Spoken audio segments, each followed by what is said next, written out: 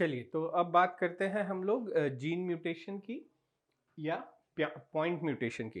तो जैसा कि हमने अभी जाना था कि म्यूटेशन मतलब ही हुआ जेनेटिक्स मेकअप में कोई चेंज आ जाना और जिसके कारण जो एमिनो एसिड्स बनते हैं उनके अंदर बदलाव आना। तो अब ये जो एमिनो एसिड या जो जीन्स होते हैं, जो डीएनए सीक्वेंसिंग होती है, उसमें जो न्यूक्लियोटाइड्स होते हैं, उनकी रीडिंग जो होती है वो हमेशा 3-3 के ट्रिपलेट्स में होती है। और अगर ये 3-3 ट्रिपलेट्स अपन ने पढ़े हैं प्यूरिन और पिरामिडिन, ये प्यूरिन और पिरामिडिन के 3-3 ट्रिपलेट्स बने हुए होते हैं, जैसे ATGC। तो अब अगर कोई प्यूरिन से ही रिप्लेस हो जाए या प्यूरिन पिरामिडिन से रिप्लेस हो जाए, केवल एक प्यूरिन किसी प्यूरिन से या एक प्यूरिन पिरामिडिन से कभी रिप्लेस हो जाए, तो इस तरह के म्यूटेशन जो केवल एक डीएनए सीक्वेंसिंग के किसी एक पर्टिकुलर पॉइंट पे होते हैं, उनको बोलते हैं जीन म्यूटेशन या पॉइंट म्यूटेशन। सो जीन म्यूटेशन और पॉइंट म्यूटेशन को हम लोग समझ सकते हैं ऐसे कि ये इनको हम दो हिस्सों में बांट सकते हैं, substitution and frame shift mutation. तो जो हम लोगों ने बात करी, replacement of one nitrogenous base by another nitrogenous base, purine का प्यूरिन से या प्यूरिन का पिरामिडिन से इनका आपस में इंटरचेंज हो जाना, ये चीज़ कहलाती है सब्सटीट्यूशन म्यूटेशन। वहीं फ्रेम शिफ्ट म्यूटेशन क्या होगा, जो अभी हम लोगों ने बात करी कि जो सीक्वेंसिंग होती है, जो रीडिंग होती है डीएनए के ये नाइट्रोजनस बेस की, वो होती है हमारी 3-3 के सीक्वेंस में। अब ये जो 3-3 के सीक्वेंस है, अगर इसमें से कोई प्यूरिन या पिरामिडिन अगर डिलीट हो जाए या कोई एक्स्ट्रा ऐड हो जाए, तो ये सीक्वेंसिंग बिगड़ जाएगी। तो अगर हम इसको एक सेंटेंस से समझने की कोशिश करें, और वो सेंटेंस है,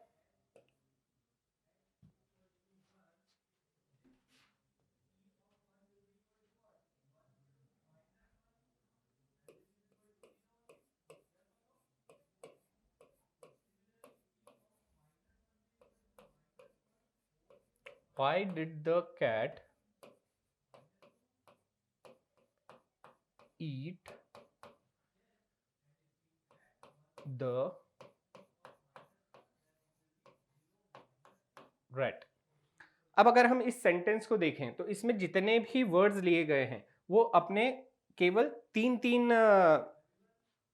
लेटर्स से लेके बने हुए हैं और इन तीनों ही लेटर्स का कुछ ना कुछ मीनिंग है। अब अगर हम ये मान लें कि ये प्यूरिन और पिरामिडिन से बना हुआ ये एक सेंटेंस है और जिसमें हम जब जीन्स को डिकोड करते हैं तो उसमें डिकोड होने पे ये 3-3 के जो हमारे ट्रिपलेट्स रहेंगे, इनसे कुछ सेंस बनता है जिससे हमारा एमिनो एसिड बनता है।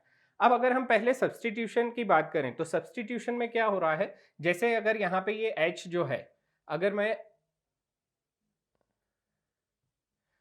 H को हटा के यहाँ पे O ले आऊं,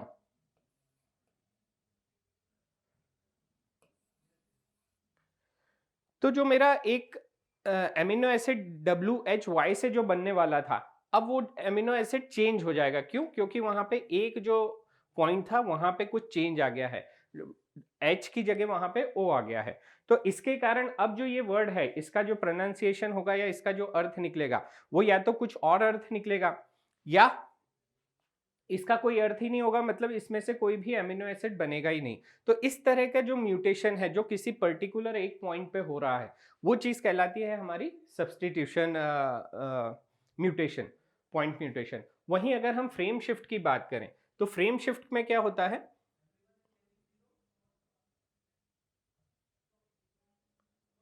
अब फ्रेम शिफ्ट में हमारा क्या हो रहा है म्यूटेशन में, कि ये जो एक हमारा लेटर था वो समझ लीजिए कि वो या तो डिलीट हो गया।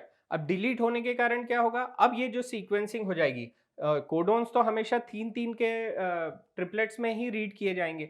तो अब ये चीज जो हमारे वर्ड बनेंगे वो बनेगा WYD, IDT, HE से HEC, ATE,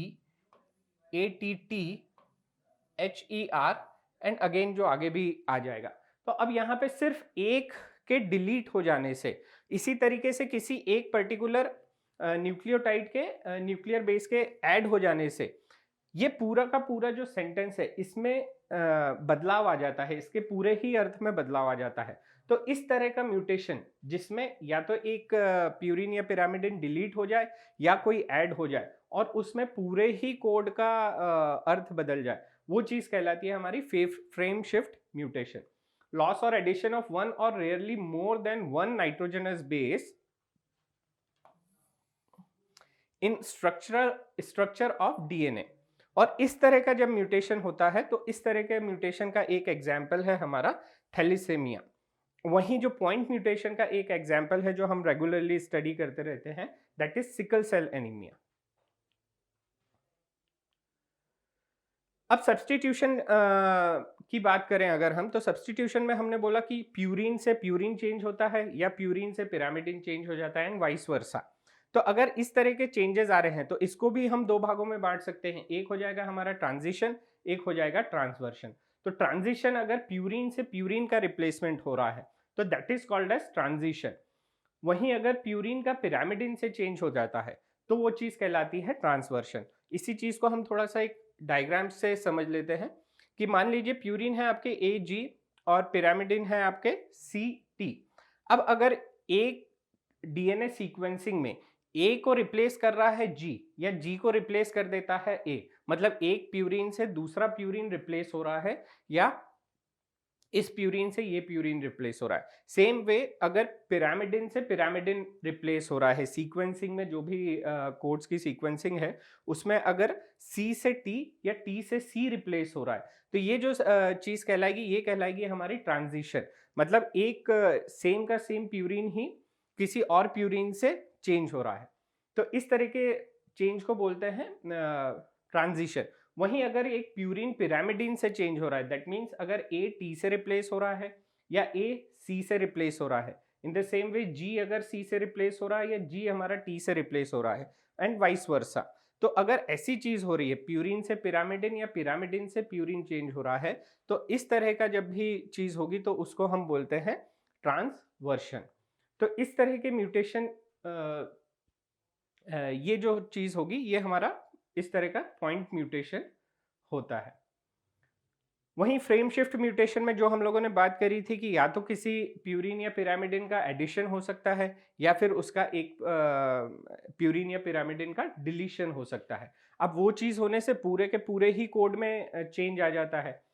तो एडिशन का मतलब हुआ एडिशन ऑफ वन और rarely more than one nitrogenous base, एक या एक से ज्यादा नाइट्रोजनस बेस का एडिशन हो जाना इन स्ट्रक्चर ऑफ डीएनए। जो हमारा डीएनए का स्ट्रक्चर है उसके अंदर एक नाइट्रोजनस बेस या तो ऐड हो रही है या डिलीट हो रही है। तो ऐसा अगर कुछ चीज होगी तो वो चीज कहलाएगी हमारी एडिशन। वहीं अगर हमारा कोई नाइट्रोजनस बेस डिलीट हो रही है, वन और मोर, लॉस ऑफ वन और rarely more than one nitrogenous base in the structure of DNA, DNA के स्ट्रक्चर में से उसका डिलीट हो जाना, जब ऐसा कुछ हो रहा है तो पूरा का पूरा जो हमारा सीक्वेंस है उस वो जो एमिनो एसिड्स बनाने वाला है वो पूरे के पूरे सारे के सारे एमिनो एसिड्स ही बदल सकते हैं। तो ये चीज कहलाती है हमारी डिलीशन।